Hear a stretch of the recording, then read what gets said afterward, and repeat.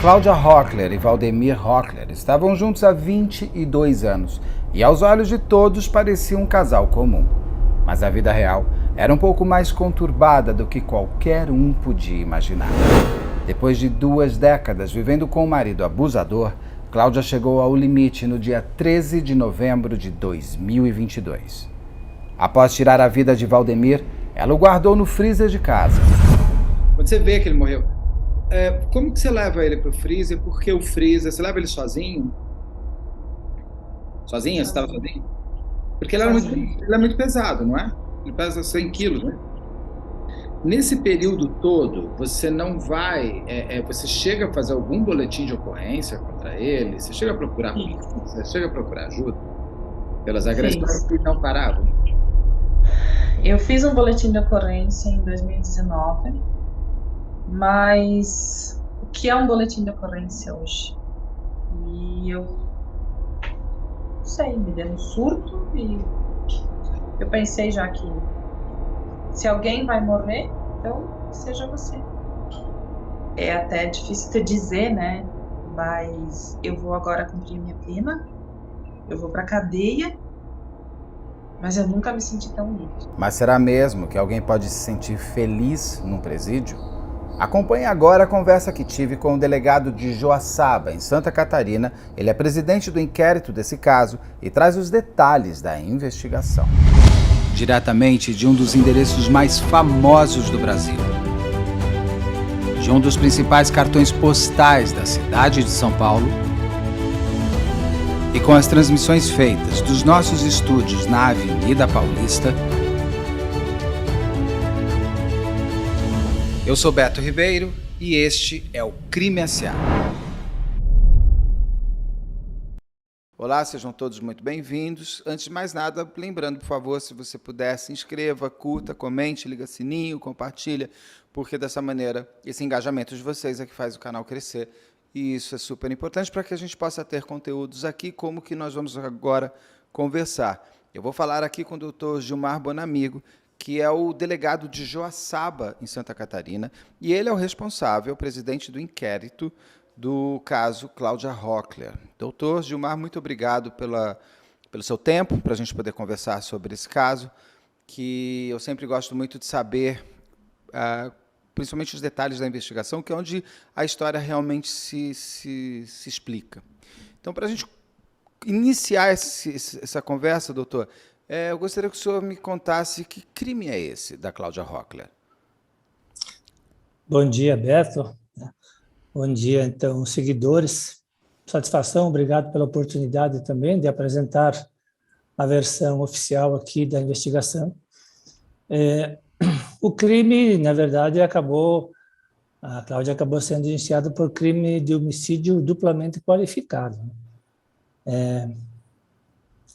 Princípio pelo uso de veneno ou asfixia, e também qualificado pelo uso de um outro recurso que dificulta ou torna impossível a defesa do ofendido, né? No caso, ela confessou que teria matado seu marido por asfixia. No entanto, o laudo do Instituto Médico Legal foi inconclusivo, os peritos não concluíram a morte como asfixia, ficou indeterminada a causa da morte. E também pelo fato desse uso de um outro recurso que torna impossível a defesa da vítima, o fato que ela teria ministrado medicamentos que o fez dormir profundamente, e dessa forma, por sono provocado, ele não tem um meio de defesa. Também ela respondeu, foi indiciada por ocultação de cadáver e por falsidade ideológica, uma vez que 5 dias antes ela havia feito um boletim de ocorrência do desaparecimento do seu marido. No entanto, ao fazer aquele registro, ela já sabia que o marido dela já estava no freezer. A Cláudia quem abre o boletim de desaparecimento? Não são os filhos dele, nem outra pessoa? Não, os filhos deles, ele tinha 2 famílias, né? Um casamento anterior na cidade de Concórdia, que fica a 80 quilômetros da cidade de Lacerdópolis, E com esse casamento, então, com a Cláudia, ele só tinha uma filha, né, que já havia saído de casa havia 4 anos. Então, o casal morava sozinho. Ninguém deu falta dele. Além da Cláudia, ninguém deu falta dele. O primeiro a dar falta dele foi os colegas de trabalho, né? Porque eles tinham um local de encontro. Ele era motorista de caminhão, então ele trabalhava para uma empresa em Joaçaba, e como ele mora em Lacerdópolis, aí eles tinham como ponto de encontro o trevo da BR-282, na cidade de Joaçaba. E quando a Cláudia saiu de casa para ir nesse encontro com professoras, que ela cita numa pousada em Abdom Batista, ela passou por esse trevo e ali já estava o colega de serviço do marido. E então logo ele se atrasou e aí ele mandou uma mensagem para a mulher, né? Cadê o... Ele chama um apelido, que agora não me recordo, mas enfim, o Valdemir, né? Ao sair de casa, o Valdemir estava se arrumando, talvez ele fosse dar uma olhada numa lavoura de milho antes, mas ele logo deve aparecer, enfim. Aí o colega ficou aguardando e ele não costuma se atrasar, nunca teria se atrasado, segundo os colegas de serviço. Então, ali, posteriormente, um outro colega acabou fazendo contato com a Cláudia, a Cláudia sugeriu, então vá na casa olhar, ver se aconteceu alguma coisa, vai subindo, porque ele ia sair de moto, daqui a pouco ele caiu na estrada. Então, esse outro colega fez o percurso, foi até a residência do casal, aí que a casa estava tudo em ordem, então, em contato com ela, olha, a chave da casa está em tal local, dá uma olhada dentro de casa. Mas ele, no afã, pegou a chave, abriu, a moto estava na garagem, a chave estava na ignição, o celular e carteira dele estava dentro de casa, tudo normal. Ele deu uma olhada rápida na casa, olha, não está. Então, aí começou as buscas. E nesse primeiro dia, que já eram por volta de 17h30 horas da tarde, aí já começou a movimentar toda a vizinhança ali do desaparecimento, começou a espalhar a notícia do desaparecimento dele. Grande parte da vizinhança ali da comunidade se reuniu nas buscas no mesmo dia, então não houve êxito na localização. Aí colegas foram até a pousada onde ela teria um encontro de final de ano com professoras. Aí foram buscá-la, ela voltou a chegar em casa. Então, na manhã do dia seguinte, a comunidade toda se reuniu, fez buscas em toda a área possível. Aí foi acionado o corpo de bombeiros, que esteve presente com drones, cães, inclusive tinha açudes, então andaram baixando o açude, aí tinha mergulhador, mas não houve necessidade de mergulho. E 2 dias, então, os bombeiros, com 8 pessoas, fizeram buscas em todas as áreas possíveis. Aí eles têm um histórico, um protocolo, que X% dos desaparecimentos ocorrem, às vezes, por suicídio a 100 metros da casa. Então, eles foram eliminando as áreas de busca de acordo com os protocolos deles. Polícia Militar foi acionada, então o policial militar passou o dia também, 2 policiais passaram o dia na propriedade, e ao final do dia, então, eles acabaram fazendo a ocorrência, ela, no caso, comunicante do fato do desaparecimento, porque não localizado, né? Então, as buscas perduraram de segunda, final da tarde, até o sábado. Sábado à tarde, as 40 pessoas da comunidade se reuniram, fizeram uma oração e saíram em busca do Valdemir. Então, o que aconteceu, Beto, durante esses 4 dias? Além de toda essa procura por parte de pessoas da comunidade, Corpo de Bombeiros, tinha pessoas muito próximas ali, que eles tinham uma amizade muito grande, principalmente com um casal. No sábado à noite anterior ao fato, esse casal saiu com a Cláudia e o Valdemir para comer pizza. Retornaram no domingo, almoçaram juntos na casa do Valdemir. Então, eles chegaram por volta de 11 horas, almoçaram e saíram cedo. Foi o almoço em si. Mas, então, houve necessidade de colocar bebida, refrigerante no freezer, né, para gelar. E esse vizinho, então, ele teve acesso ao freezer e colocou a bebida ali. Isso no domingo. Aí, No domingo, desculpa, no domingo antes de ele morrer. Isso, domingo anterior aos fatos, dia 13. Dia 13 de novembro de 2022.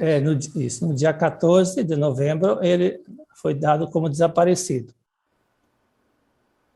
As pessoas, esses vizinhos, tanto o marido quanto a mulher, eles pararam a vida, como elas dizem, pararam a vida para ajudar aquela senhora em busca do Valdemir. Então, pessoas faziam refeição, almoçavam na casa. O próprio Corpo de Bombeiros almoçou 2 vezes na residência. Então, na terça ou na quarta-feira, ou no dia seguinte, ou 2 dias depois dos fatos, esse vizinho foi até o freezer buscar bebida gelada, refrigerante, para o Corpo de Bombeiros e também precisava água para outras pessoas. Ele viu que aquele freezer estava cheio, mas ele só viu o freezer cheio e guardou aquilo para ele. Porque ele tinha visto o freezer mais vazio dias antes. Não, 2 dias antes. Dois dias antes. Ou 3. Aí eles sabiam que eles estavam sem carne, até domingo eles tentaram fechar um boizinho, que eles moram na área rural ali, porque eles precisavam carnear para o final de ano e eles não tinham carne. Então ele sabia que carne, o boi não havia sido morto, porque se tivesse sido, eles iam ajudar, porque eles trocavam muito serviço um com o outro. E ele guardou aquilo para ele. E também durante a semana, a própria esposa dele não conseguia ter acesso ao freezer.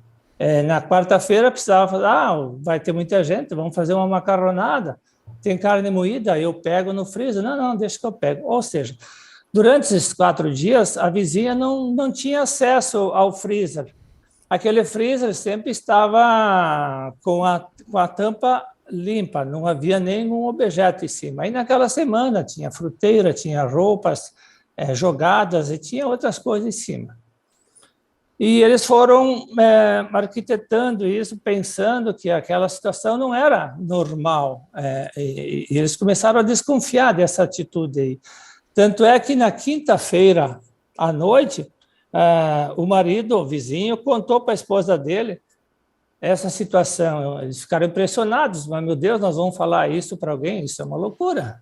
A gente pensar que ele pudesse... Eles começaram a achar que ele podia estar lá dentro do freezer, Sim, porque eles começaram a achar que ele poderia estar lá pelo fato daquela circunstância do freezer estar vazio. No domingo, na quarta-feira estava cheio, a vizinha começou a ter acesso restrito ao freezer, a Cláudia não demonstrava nenhuma iniciativa na busca do marido durante a semana toda, ela se tornava inerte, fria, às vezes começaram a perceber um choro assim, meio que quase que forçado, e elas foram juntando essas coisas aí. Então, policiais também, agentes, estiveram na propriedade, conversaram com ela, conversaram com vizinhos e coisas, e de imediato a Polícia Civil entendeu que ela tinha participação, ela contava uma história e havia muitas lacunas, muitas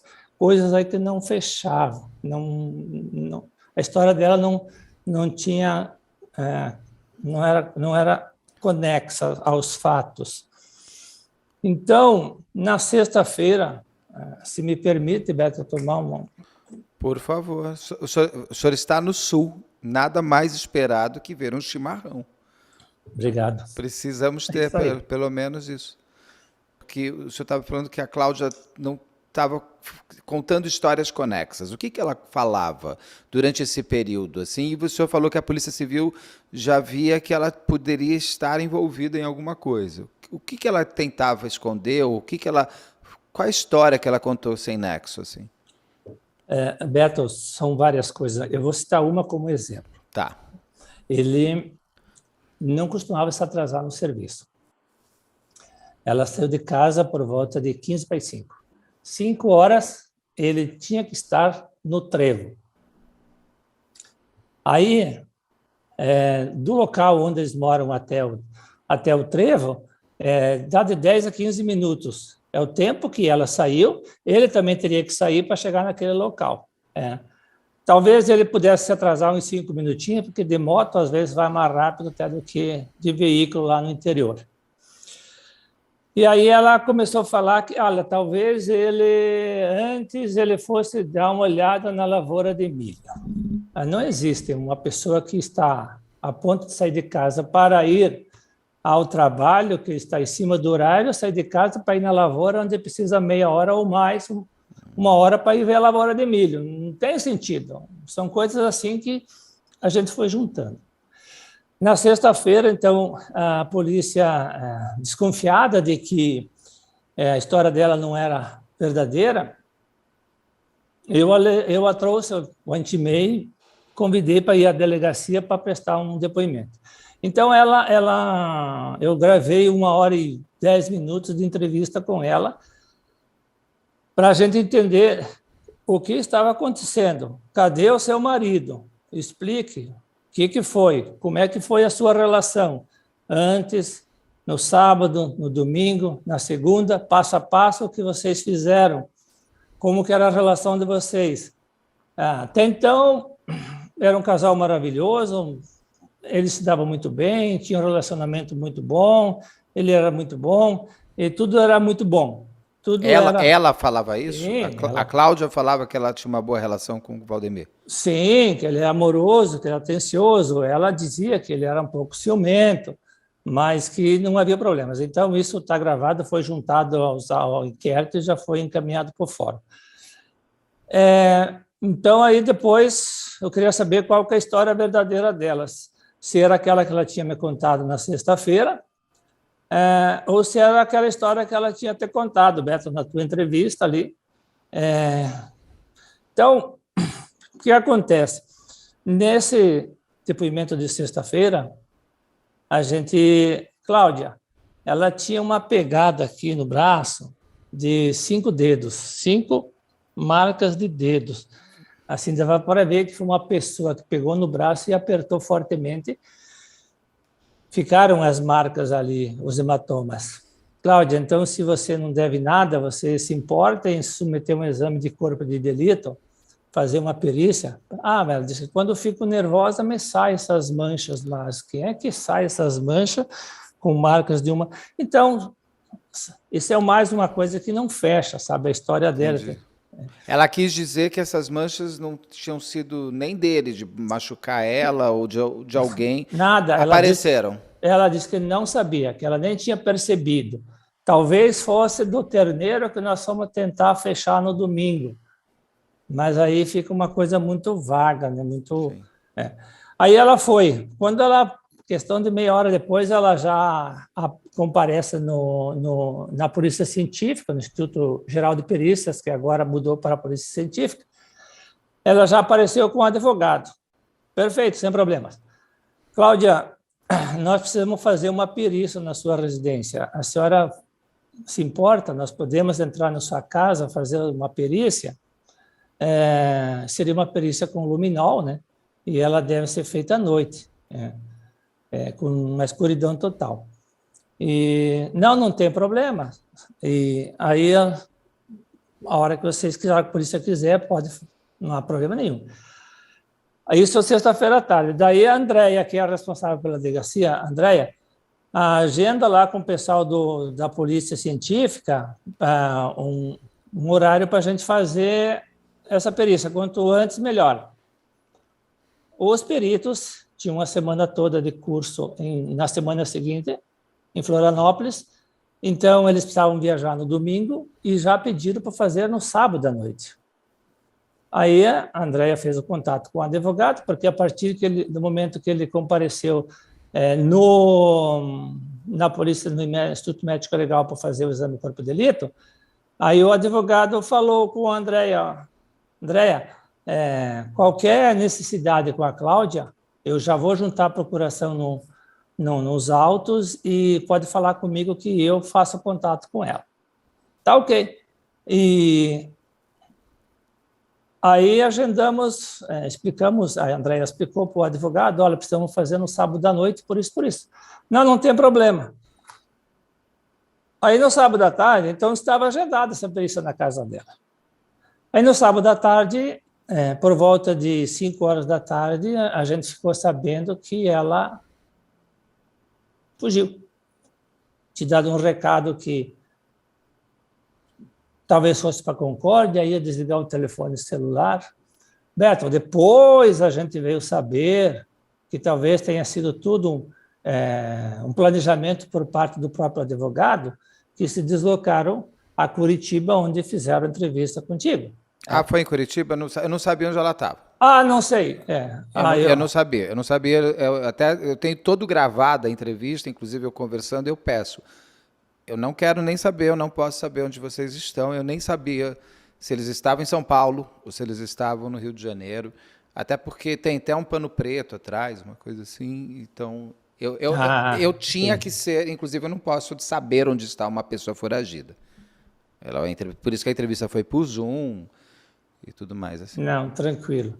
E acho que foi através do advogado que a gente soube. Foi o advogado. Pode ter sido o advogado que entrou em contato comigo perguntando. Mas nós, até então, a gente não sabia. Enfim, para nós ela estaria fugindo. E aí, no sábado à tarde também, esse vizinho acabou contando essa versão para um policial militar que também mora na comunidade, que é próximo da cidade ali, mora na comunidade.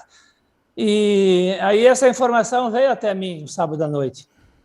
O que acontece?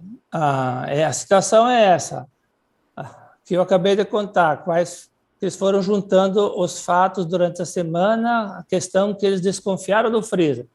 Sábado à tarde ela sai de casa, não diz para onde vai, a polícia, ela disse que estava passando mal, foi na UPA, a gente investigou, não deu entrada na UPA, não deu entrada no nosso hospital aqui.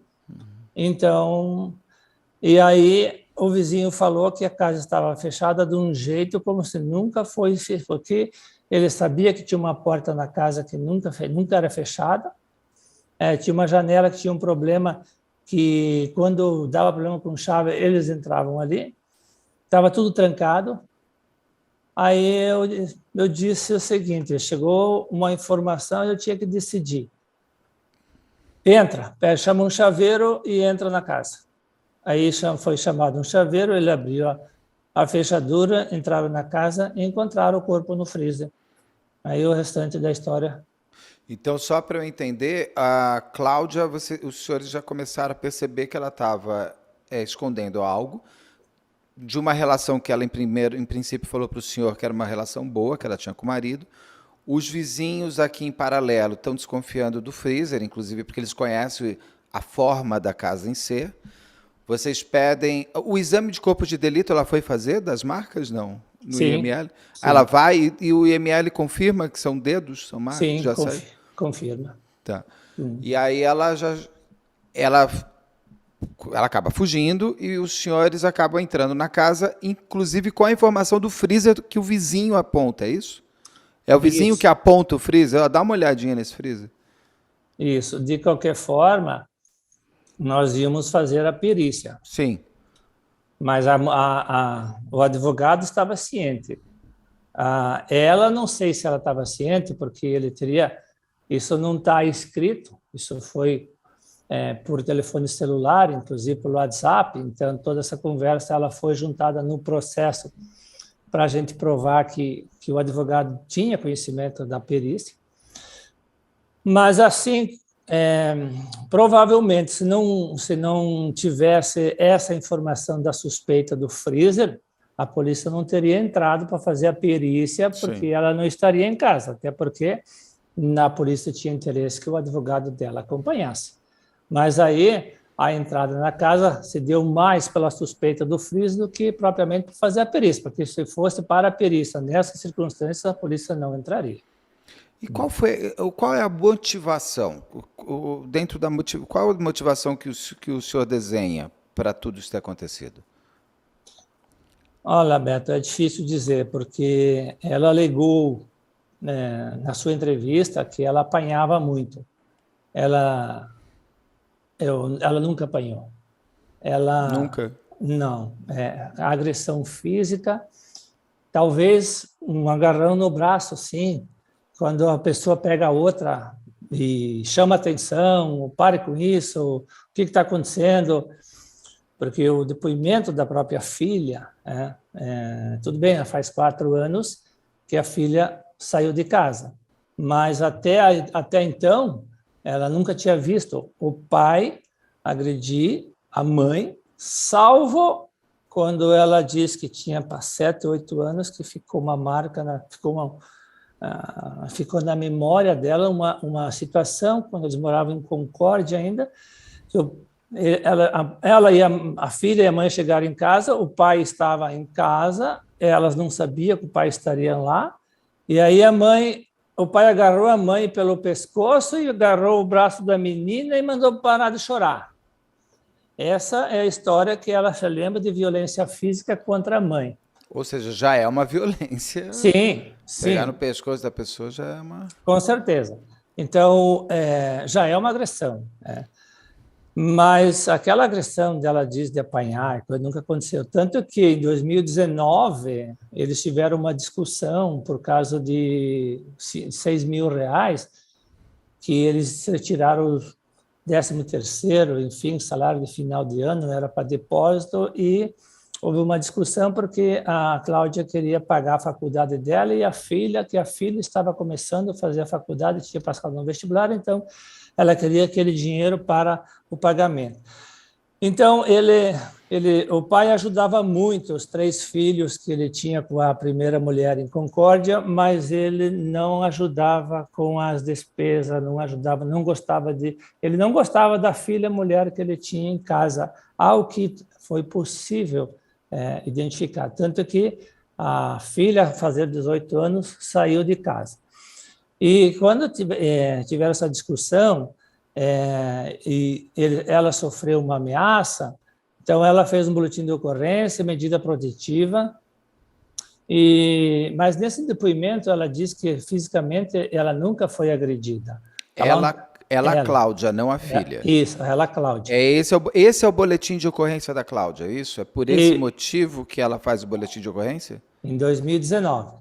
Por conta desse dinheiro, ele brigou, por uma briga se faz um boletim de ocorrência? Não, eles discutiram dentro do carro, discutiram fortemente, é o que se vê, e ela estaria no banco de trás, ele teria fechado a porta, e ela teve que passar pelo banco da frente e fugir.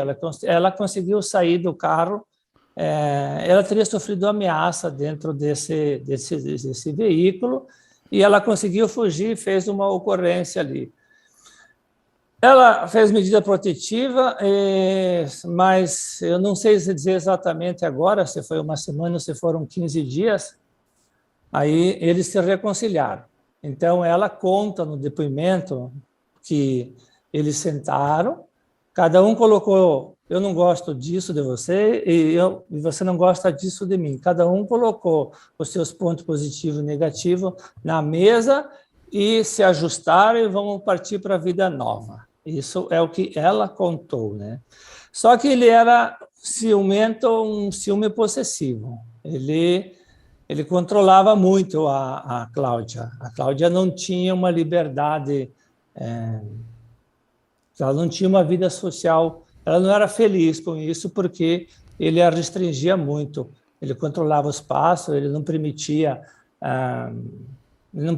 sequer ele não aceitava essa condição da mulher dele sair de Lacerdópolis e numa pousada em Abdão Batista com um grupo de mulheres passar um dia ou dois lá.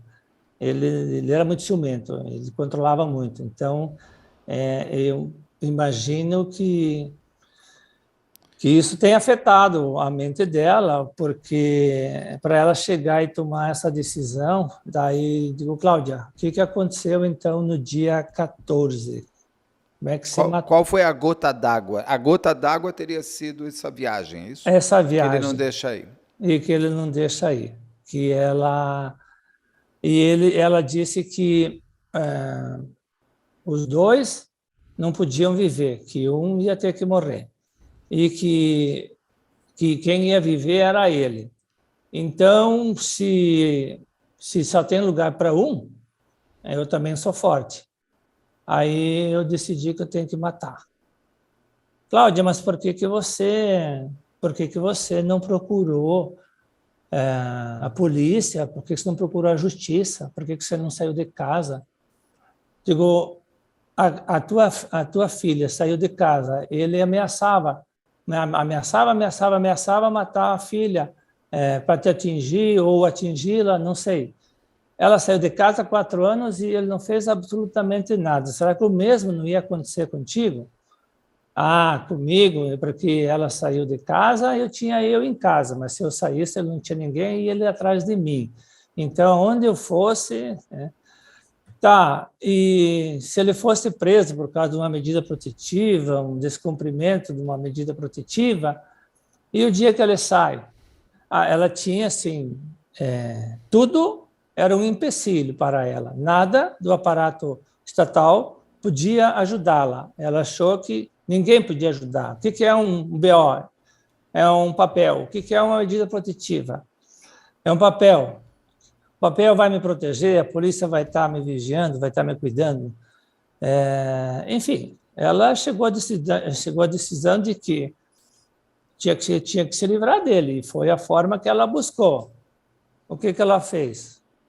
Ela deu o comprimido para ele dormir e depois amarrou os pés, amarrou as mãos, pegou a corda lá na estrebaria, no varal, amarrou, juntou a corda dos pés com a corda das mãos, e aí ela conta que colocou uma sacola de plástico na cabeça, daí pegou uma câmara de pneu, um de ar, enrolou no pescoço, diz ela, para não deixar subir o ar. Eu até pergunto isso para ela, e é quando ela não quer mais falar. Essa é a dinâmica, então. Ela consegue fechar a sacola, porque senão não vai entrar ar. Ela amarra os pés com uma corda. Por que ela amarra, se ele está dormindo? Porque ele pode acordar. Então, aquela pegada do braço não é defesa dele, é antes.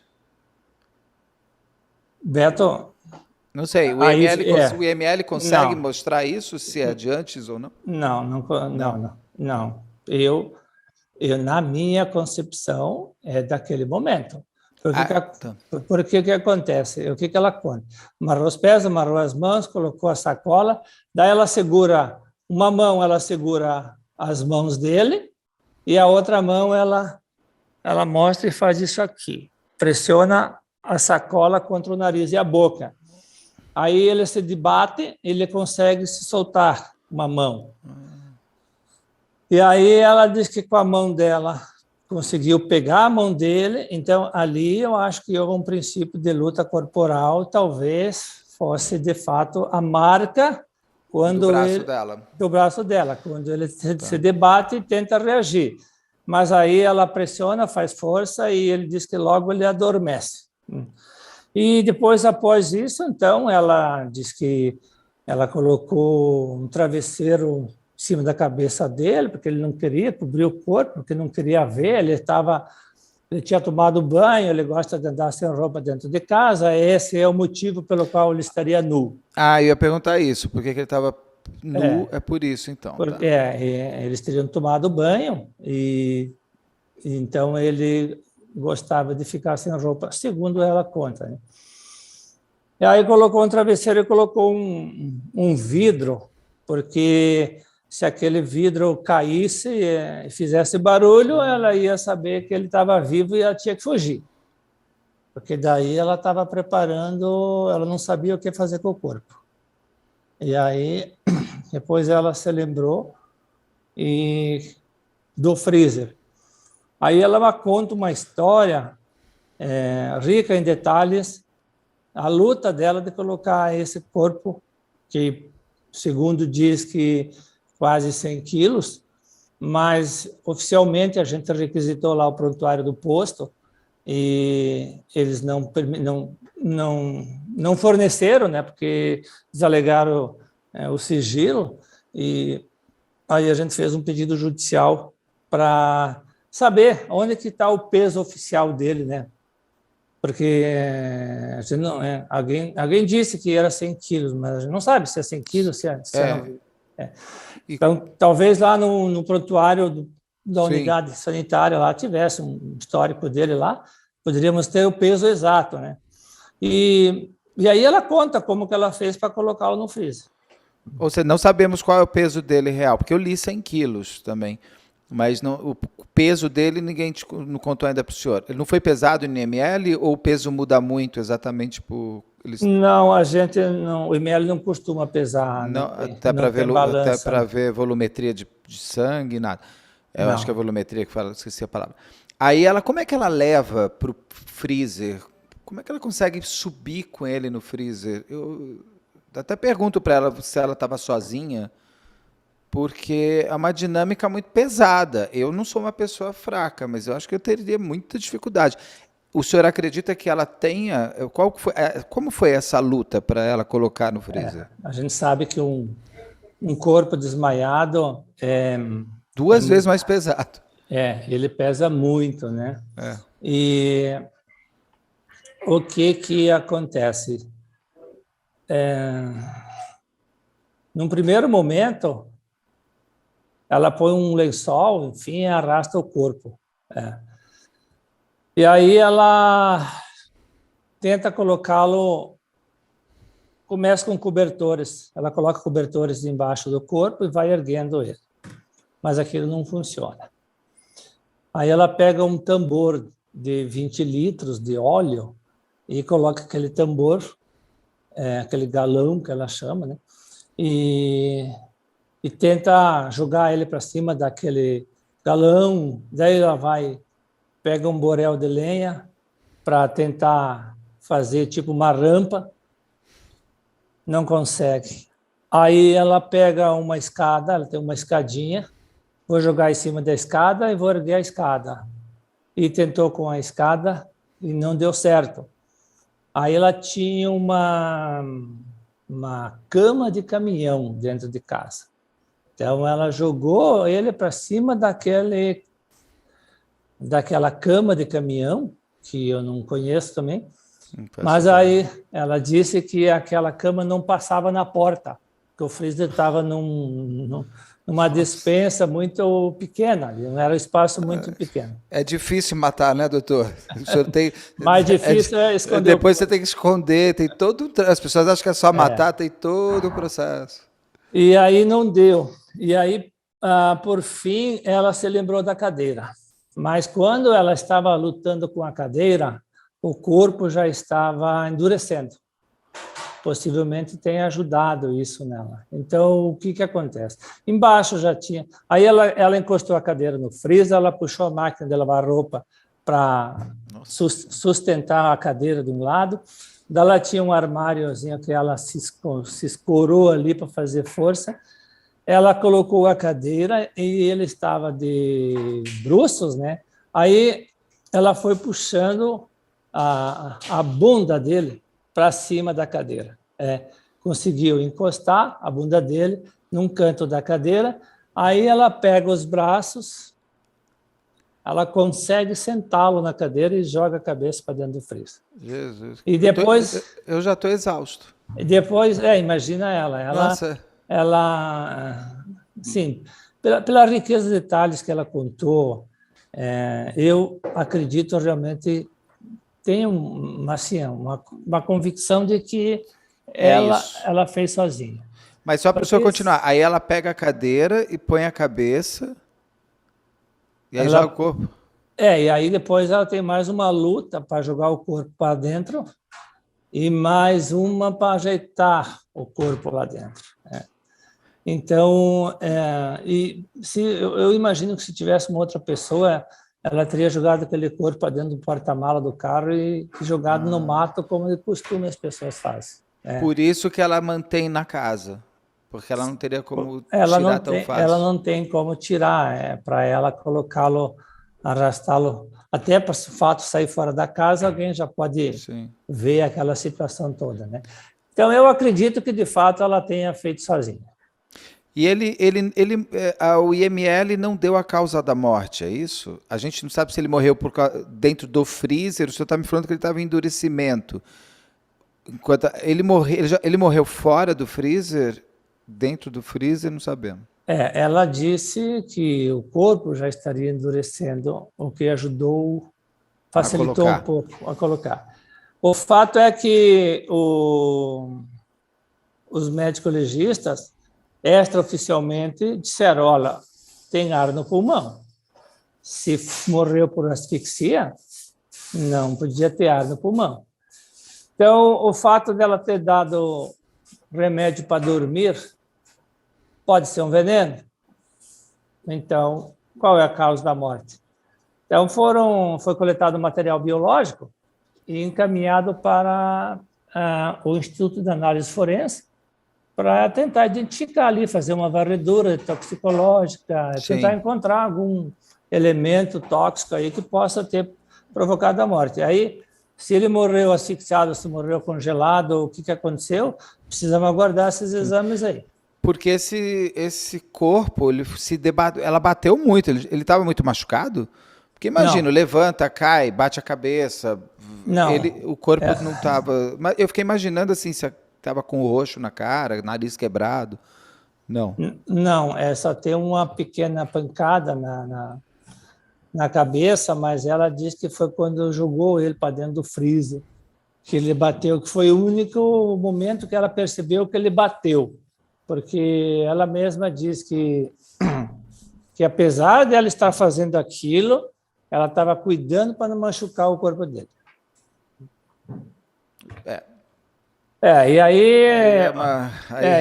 E aí a comunidade ficou indignada, né? Porque, apesar de tudo, ficaram 5 dias entrando em mato, em tudo que é situação, procurando, aquele desespero. E ela não se comoveu com a comunidade. Não, e ela ficou como a esposa em busca do marido. Doutor, o senhor chegou foi necessário o senhor conversar com pessoas, inclusive da comunidade ou das relações próximas, que corroborassem de o Valdemir ser uma pessoa agressiva com a Cláudia? Foi confirmado que ele era agressivo? Não. O senhor precisou disso, não? Foram ouvidas 19 pessoas. Posso estar enganado com relação ao número. 19 pessoas oficialmente, mas foram conversar com inúmeras outras pessoas, não só eu, quanto principalmente os policiais que fizeram a linha de frente lá no campo. Todo mundo se surpreende com a situação, com o fato, porque todo mundo sabia que ele era ciumento, mas dele ser agressivo fisicamente, todo mundo se surpreendeu. Ninguém tinha informação que ele agredisse ou batesse nela, porque as pessoas, os vizinhos, as pessoas sabem quando um casal, a mulher é agredida. Não era o caso dela. Todo mundo, ninguém que foi ouvido afirmou que ele batia ou que ela tivesse comentado posteriormente que apanhou, ou que ele comentou com alguém que foi obrigado a bater, ou que bateu. Nenhuma evidência nesse sentido. Nem esses vizinhos tão próximos com quem que foram as últimas pessoas que viram ele com vida, eles relatam alguma coisa dessas últimas horas, se ele estava nervoso, bravo? Nada. Eles passaram sábado e domingo junto numa relação normal de 2 casais, de 4 pessoas convivendo juntas em um relacionamento assim. Em nenhum momento eles discutiram qualquer coisa e nem os vizinhos. Ela escondeu a informação de que ela tinha esse encontro em Abdon Batista. Mas nem os vizinhos sabiam. Mas ela acabou alegando que ela não contou, porque quanto mais distante da data, quanto mais antes da data ela fosse contar para o marido, mais tempo ela ia sofrer pressão psicológica. Então, ela contou no momento, no dia que ela teria que ir. E aí ele a teria proibido. E ela foi, então, indiciada por homicídio. Quais são os indiciamentos? O senhor me falou, mas ela está... É um homicídio doloso, né? Duplamente, a gente fala duplamente qualificado, que são 2 qualificadoras, né? Uma, pelo caso, pelo uso da asfixia ou do veneno ali, né? E a outra pelo usar um recurso que dificulte ou torne impossível a defesa do ofendido.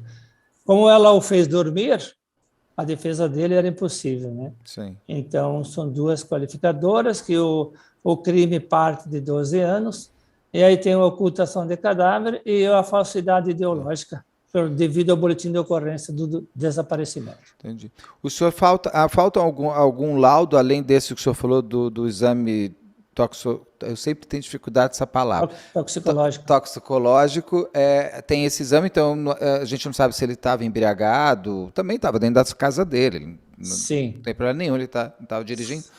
Quer dizer, ele ia dirigir, então não deveria estar alcoolizado. Mas isso não vem... Mas assim, só para saber qual droga que foi usada, a gente ainda não sabe, né? Esse exame ainda vai sair. O senhor pretende fazer reprodução simulada? Tem alguma perícia esperando? Não. A defesa, inclusive, tinha interesse em fazer a reprodução simulada. Mas eu indeferi o pedido porque nós não temos condições técnicas de preparar um boneco pesando em torno de 100 quilos, com uma textura da pele humana, com aquela flacidez, que tem um corpo eu digo desmaiado, que o senhor também diz que pesa o dobro, né? Pesa, me falaram, várias pessoas, vários peritos me falam que fica mais pesado, né? Então, os detalhes de como ela colocou no freezer, ela contou detalhadamente no depoimento dela. A gente reproduzir isso para ter uma ilustração, para dizer, eu sentei assim, eu sentei assado. Para mim, tinha que ser naquelas condições. Um corpo naquelas condições. E eu colocar um ator naquelas condições, eu estou colocando em risco a integridade física dele. Sim, ele vai machucar inteiro. E estou expondo ele, e isso vai contra a moral pública. Colocar uma pessoa nu para fazer uma reprodução simulada dos fatos. É verdade, além de tudo tem que estar pelado, né? Tem que ser igual. Tem que ser igual. Porque senão deixa de ser uma reprodução simulada. Igual, igual. Para demonstrar a realidade do fato em si. Os celulares foram periciados dele e dela para ver, porque casais que são muito briguentos, eles brigam inclusive nos seus WhatsApps, né? Sim. Para ver se tem, ou às vezes ele bateu, ela tira a foto e fala, olha o que você fez comigo lá atrás. Foi feito, é necessário essa perícia dos celulares? As perícias devem ficar prontas hoje ou amanhã, sexta-feira, hoje dia 8, ou amanhã. Até a gente fez um pedido especial lá para dar prioridade por causa se tratando de homicídio, né? Esses casos sempre têm prioridade. Mas, mesmo assim, somente hoje ou amanhã as perícias vão a extração de todas as evidências. Só que o celular dele foi entregue para a polícia, ficou nas mãos dela. E aí a gente sabe que alguém usou esse telefone celular. Tudo bem, depois da morte dele, tudo que foi usado não foi ele, mas aí a pessoa pode ter apagado, pode ter manipulado, mas mesmo assim foi feita a apreensão, foi encaminhado para fazer a extração das evidências aí. Tá. Luminol não vai precisar, né? Não teve sangue, corte, não teve tiro. Não. Vocês fizeram luminol? Foi necessário na casa? Não, porque o corpo em si não apresenta lesão de sangue. Eles só tinham... Porque se a pessoa morre por asfixia, é normal vazar um pouco de sangue pelas narinas. E, de fato, tinha um pouco de sangue, mas não havia sangue na casa. E se tivesse sangue, possivelmente não seria dele, porque ele não tem lesão corporal externa. Quando eu a entrevistei, a Cláudia, ela falou uma frase de impacto bastante forte, tanto que ela é replicada a exaustão por todos os veículos, que ela disse que ela nunca, ela estaria indo para a cadeia, mas ela nunca se sentiu tão livre. O senhor conversou com ela, ela ainda está com essa visão? Porque gente, eu não imagino uma cadeia igual a palavra liberdade. Ela já caiu em... Não sei se o senhor conversou com ela depois, assim, ela já entendeu que ela vai ser presa? O que é ser preso? Sim, ela já entendeu. E ela sabe o que é ser presa. Porque ela foi presa 3 vezes antes dessa prisão. Presa por quê? Porque eles viviam de contrabando de cigarros do Paraguai. Quando o Valdemir a conheceu na lanchonete da mãe dela, ele entregava cigarros do Paraguai. A conheceu, ali que eles começaram a se relacionar. Aí, depois de enfim, ela engravidou dele, mas ele queria manter a convivência, a família dele. Mas aí a mulher foi infernizando a outra mulher e a mulher disse sim, chega, deu, pega a tua e vai. Quem infernizava era a Cláudia, infernizava a mulher dele? A mulher dele, segunda mulher dele e os filhos, né? E aí a mulher não aguentou mais tanto é que ela tinha trauma na época nem existia telefone celular, ela tinha trauma de atender telefone, porque poderia atender e se fosse a Cláudia lá. Enfim, essa é a história que ela conta. E aí ele saiu de casa e foi viver com ela, e aí eles viveram vários anos do contrabando de cigarro, e eles foram presos 3 vezes. Numa vez, ela ficou 142 dias na prisão. Aí eu perguntei, Cláudia, como é que você suportou toda a comunidade, polícia militar, bombeiros, na tua casa durante 5 dias, fazendo busca pelo teu marido, você sabendo que o teu marido estava congelado, você não se comoveu, por que você fez isso? Daí ela disse, você sabe o que é ficar na prisão? Eu fiquei 142 dias na prisão.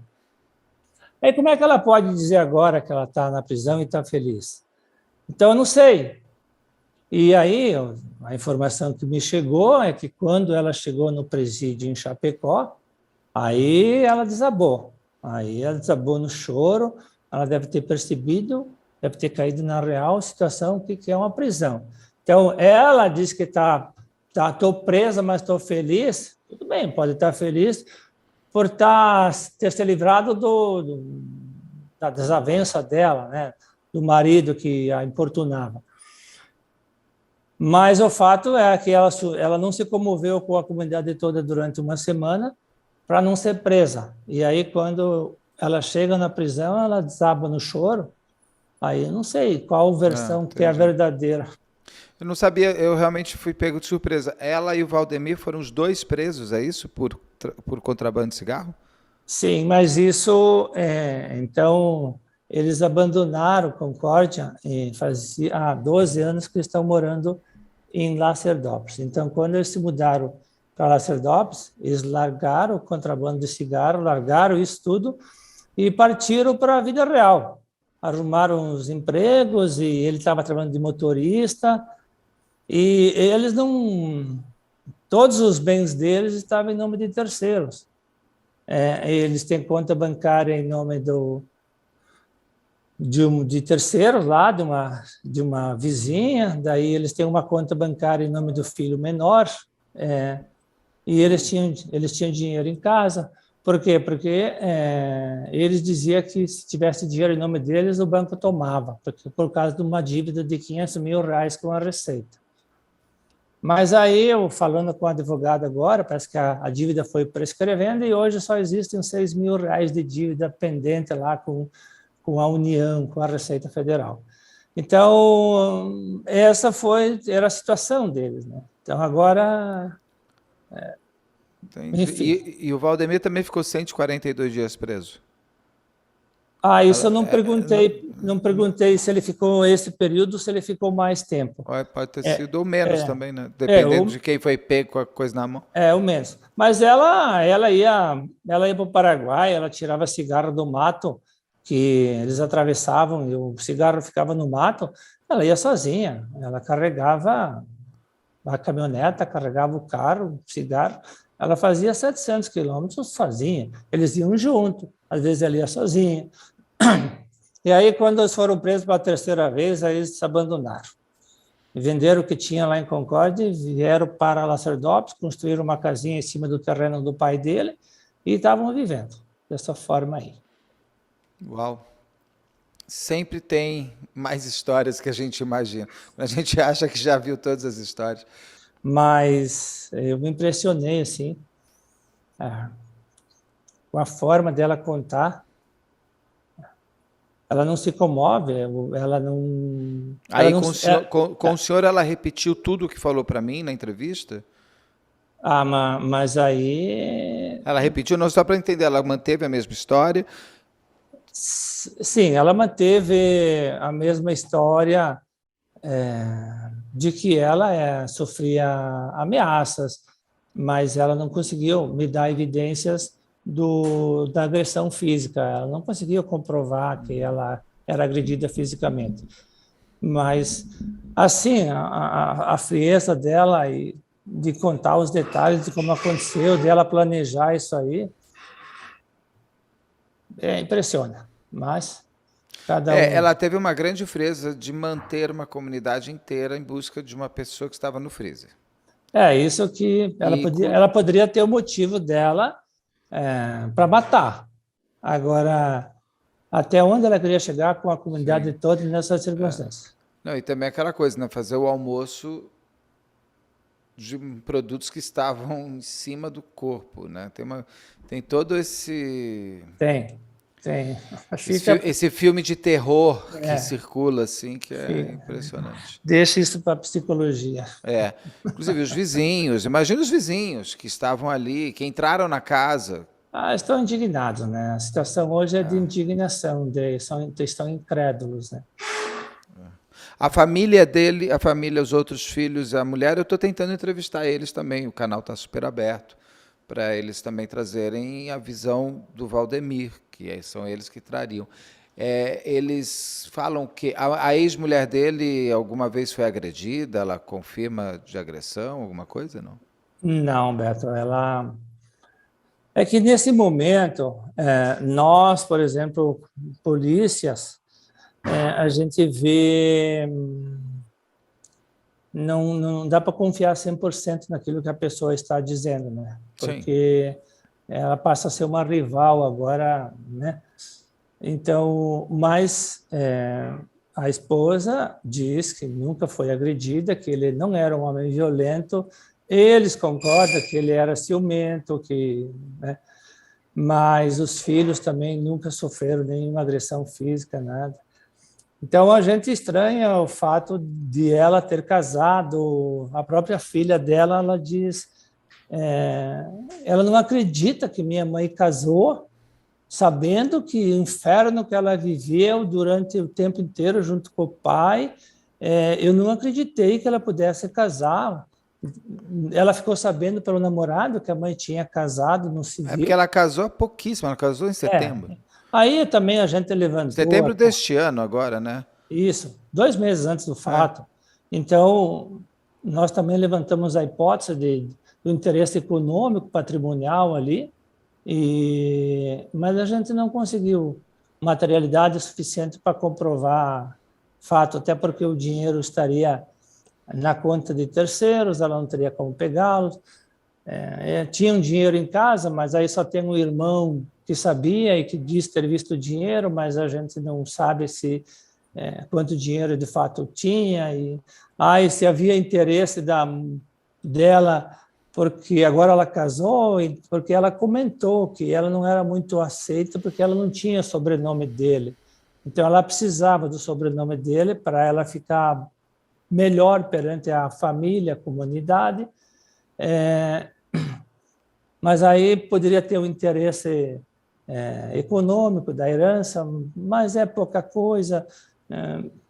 O Valdemir, estava articulando com os irmãos, que o pai dele faleceu faz uns 4 meses, estava articulando para comprar o terreno da parte dos irmãos, dos herdeiros, né? E a gente aventou essa possibilidade de ter um problema relacionado à herança, mas não se conseguiu provar. Então, acho que o fato dela estar sofrendo uma violência psicológica é o que prevalece como motivação. Tá certo. Doutor, parabéns pela investigação. O senhor aqui trouxe detalhes muito consistentes que ajudaram, com certeza, o senhor a terminar o inquérito num prazo dentro da lei, mas curto, porque às vezes os inquéritos, o senhor sabe, vão sendo postergados. E o senhor conseguiu aí fazer, acho que menos de um mês. Não, na verdade foram 12 dias. 12 dias, né? 12 dias de quando foi descoberto o corpo. O corpo, né? Porque antes ele era um desaparecido. Então, é que existe um prazo legal ali. Então, 30 dias, né? Não são 30 dias? Tem até uma lacuna aí, Beto, tem... A lei de crimes hediondos, a prisão temporária em crimes hediondos, que é o caso, né, é 30 dias. Mas aí o Código de Processo Penal diz que quando o réu é preso, o inquérito policial deve ser concluído em 10 dias. Ah, entendi. Porque, afinal de contas, vai que ele é um inocente. Tem uma lógica, né? Então, ela está presa. Então, a gente procurou, mesmo antes de... Eu encaminhei o inquérito policial concluído, por exemplo, o laudo localístico, que é aquele laudo que o perito faz de levantamento do local, fotografia, onde foi entregue ontem. Então, foram concluídas o inquérito policial antes mesmo de concluídas algumas diligências, principalmente voltadas à polícia científica, que normalmente demora um pouco mais. Mas aí agora a gente vai juntando no processo, né? E o Ministério Público, o promotor, tem o seu prazo para montando a denúncia, então ele mesmo vai tendo os elementos aí para começar a trabalhar também. Ela está temporária, vai virar preventiva ou não? Sim, eu representei pela prisão preventiva. Tá. E agora o julgamento deve ser, tem aqueles trâmites todos, se tudo for rápido, deve ser daqui 1 ano e meio, 2 anos, né? Tem todo um tempo aí. Aí o trabalho do senhor já se encerra daqui a pouco. Considerando. Aí também vai depender muito da defesa, porque se a defesa começar a fazer muitos pedidos e muitos recursos, aí a própria defesa acaba protelando um pouco o julgamento. Mas, de regra, Capinzal, como é uma comarca pequena e esses crimes têm prioridades, é 1 ano, 1 ano e meio. Doutor, muito obrigado. Acho que agora tem alguma coisa que foi bom que eu fiz uma pergunta para o senhor se faltava falar alguma coisa, o senhor trouxe elementos importantíssimos aqui. Tem mais alguma coisa? Não. Não, tá bom. Agradeço a oportunidade. O senhor me falou 15 minutos, deu 1 hora de conversa, hein? Mas é que você faz muita pergunta, daí a gente tem que... Meu trabalho é perguntar, mas eu acho que a conversa foi muito boa, eu acho que foi esclarecedora, inclusive para as pessoas assistirem e verem aí o outro lado e o trabalho da polícia. Eu faço isso, aceitei até o convite para tornar público também a outra versão, né? E aí fica a critério das pessoas fazer suas análises, né? Tá? Agradeço a oportunidade. Eu que tá? agradeço, doutor.